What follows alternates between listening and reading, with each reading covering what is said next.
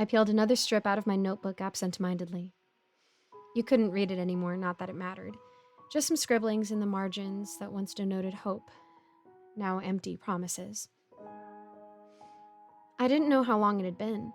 I kept track for a while, but at some point, I stopped bothering. It didn't really matter except as a longing for some kind of normalcy. A lie I told myself in the dark when the candle would flicker out as the wick no longer outreached the wax. Rolling the paper into a ball, I stared out the grimy window. An old abandoned spiderweb hung heavy in the corner, dust weighing down, the last effort of a long dead arachnid.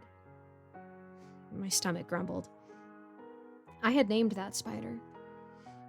It seemed like long ago. He was Bob. Or she. Didn't matter.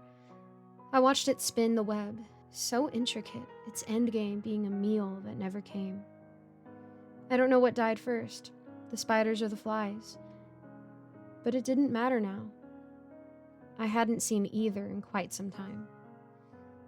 It happened fast back then. So fast that there were no answers. One day there was a world with school and shopping and television and pizza delivery, and then, so fast, there was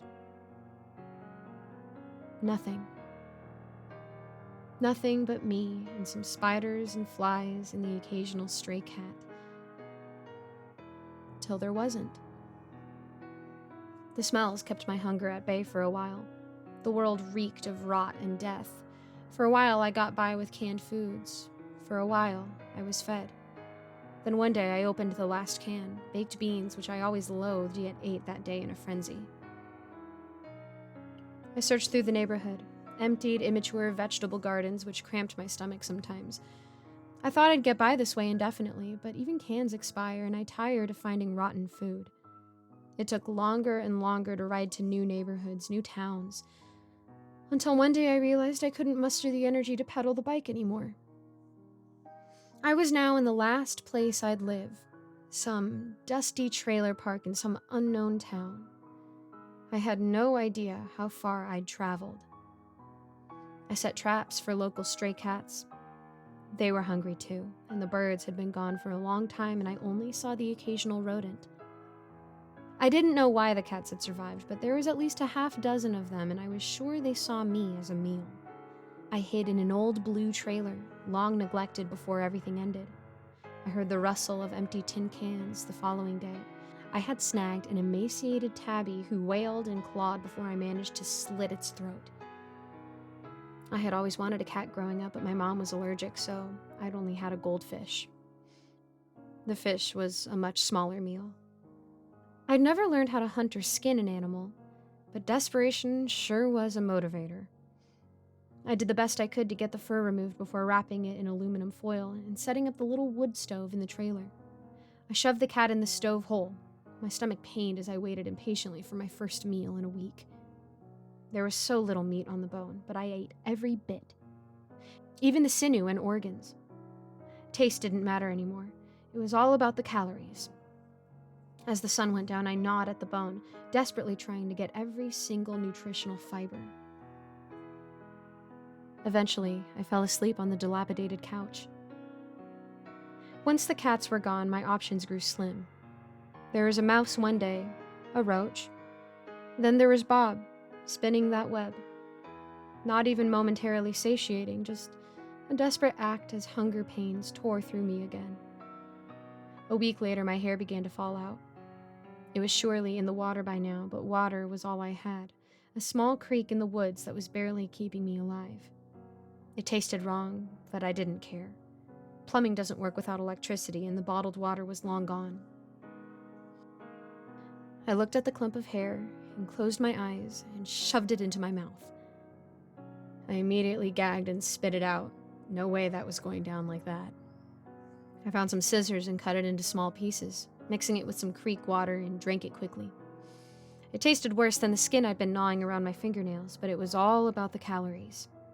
Anything to feel the smallest bit of energy, even for a moment. It's amazing, the will to survive. I could have ended it any time. I'd found guns, I'd found pills. I could have ended my suffering. But I didn't.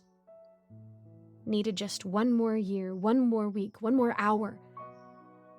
I walked over corpses for the last strand of dry spaghetti, and here now I rolled the last shred of paper from my notebook and shoved it into my mouth, chewing it like it was a piece of gum.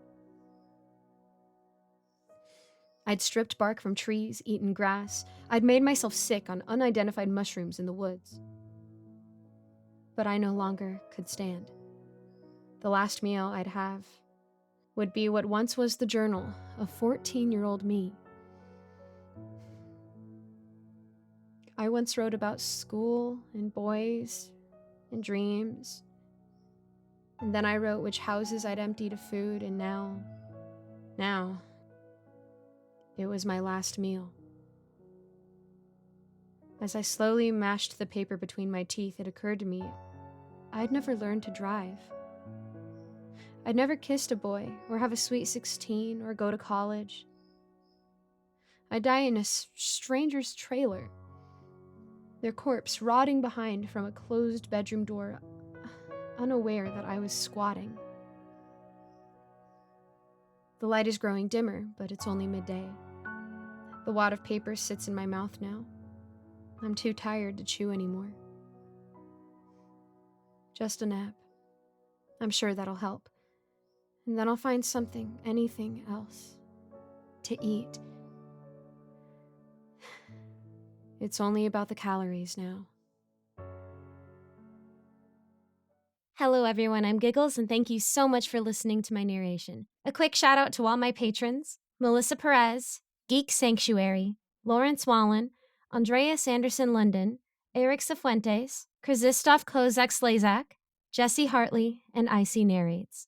If you want to become a patron today, you can check out the link in my description below. And as always, thank you so much for your support. I'll see you in the next video.